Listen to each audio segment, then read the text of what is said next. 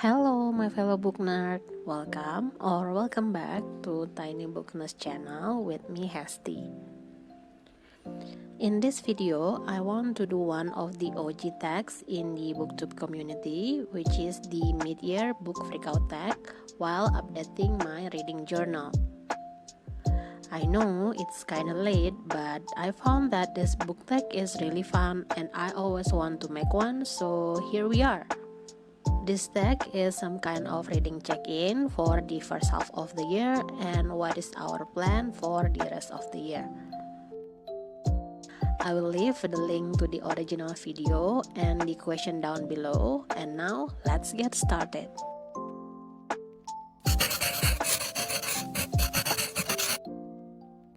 Every month I pick one book as my favorite read for that month. Then by the end of the year, I could battle those titles to pick the best read in 2022. Out of 34 books I have read, The Devotion of Suspect X by Keigo Higashino is my best book so far. Even with my high expectation, because I love the previous books by this author, this book still managed to get 5 stars from me. So that should be enough for you to pick up this book if you haven't read it yet.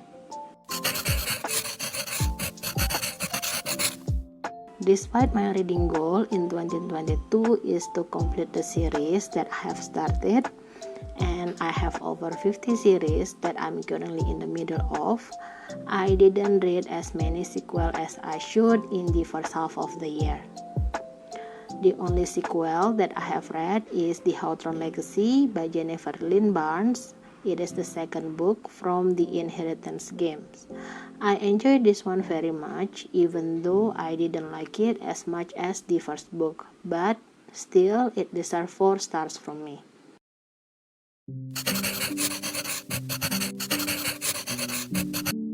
I use this page to track my anticipated release for this year, and some of them came out in the first half of the year and I haven't read them yet. The first one is Finlay Donovan Knocked Them Dead, which is the sequel to Finlay Donovan is Killing It by El Cosimano. Next is another sequel to one of my favorite books. It is For Aunties and the Wedding, which is a sequel to Dial A for Aunties by Jessie Q Sutanto.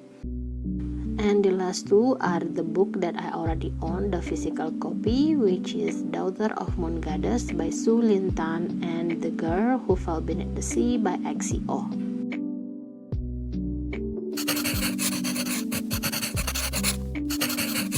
I have 2 books as the answer and both of them are sequel. The first one is the last book in the Inheritance Game trilogy called The Final Gambit by Jennifer Lynn Barnes. And the other one is The Dragon Promise by Elizabeth Lim, which is the sequel to Six Crimson Cranes. It will be released by the end of this month as well.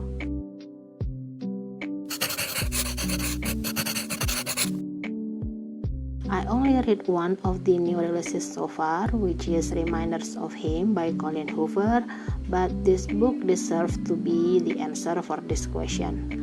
Even if I'm not a cohort, I will still pick up this book because this book made me feel a lot of things. It broke my heart, made me cry, made me smile, made me laugh, and even made me blush.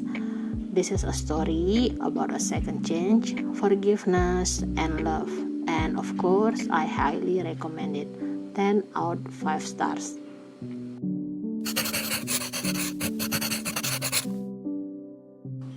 From Blood and Ash by Jennifer L. Ermentrude is my biggest disappointing read this year. It took me months to finish this book and use all of my willpower to not DNF it. And finally, I finished it in March and gave it 2 stars. It is unnecessarily long with 0 world building, and honestly, nothing really happened in the first 400 pages. I think it's already obvious that my biggest surprise book for the first half of the year is Finlay Donovan is Killing It by El Cosimano. I picked up this book without knowing a single thing about it and I devoured it in one day. here we follow Finley, a stressed-out single mom who is also a struggling novelist. Then one day, someone overheard her convo with her editor and thought that she is a contract killer. So that person make an offer which Finley also desperately need to dispose a problematic husband. While trying to clear the misunderstanding, she ended up tangled in a real-life murder investigation.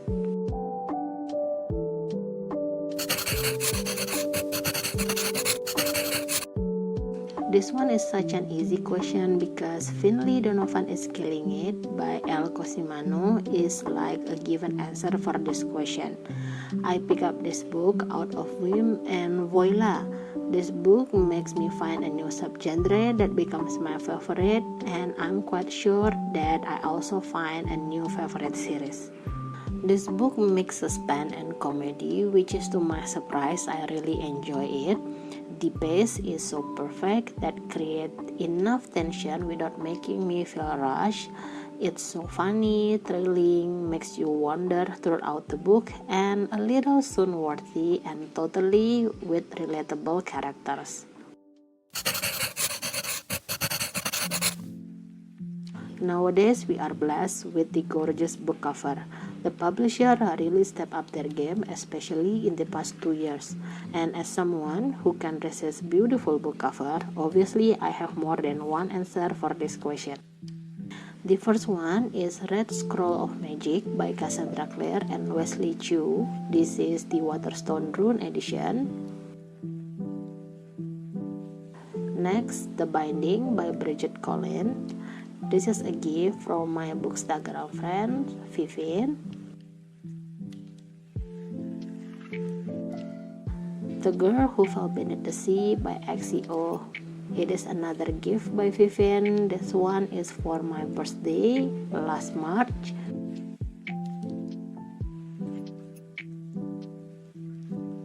Next, Daughter of Moon Goddess by Su Lin Tan, one of the most beautiful book cover that released this year. And last, Once Upon a Broken Heart by Stephanie Garber. I think this author never have a not beautiful book cover because all of her book always look gorgeous.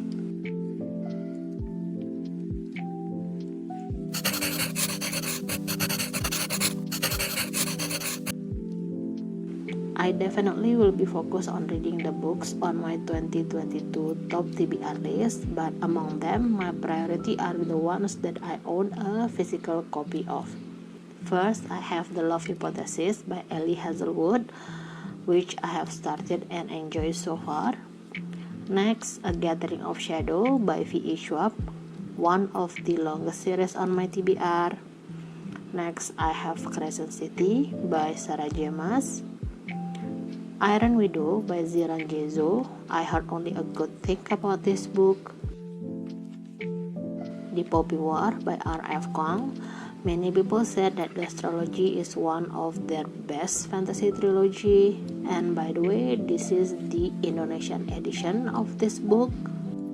Good Girl Bad Blood by Holly Jackson. This book is one of my all-time favorite YA crime mystery. Next is Skyward by Brandon Sanderson. And lastly, Jet City by Fonderly, which is, while recording this voiceover, I'm currently reading this book. And that's a little update of my reading year so far. Tell me in the comment below what is your favorite book so far this year. I hope you enjoyed today's video. Thank you for watching. See you soon.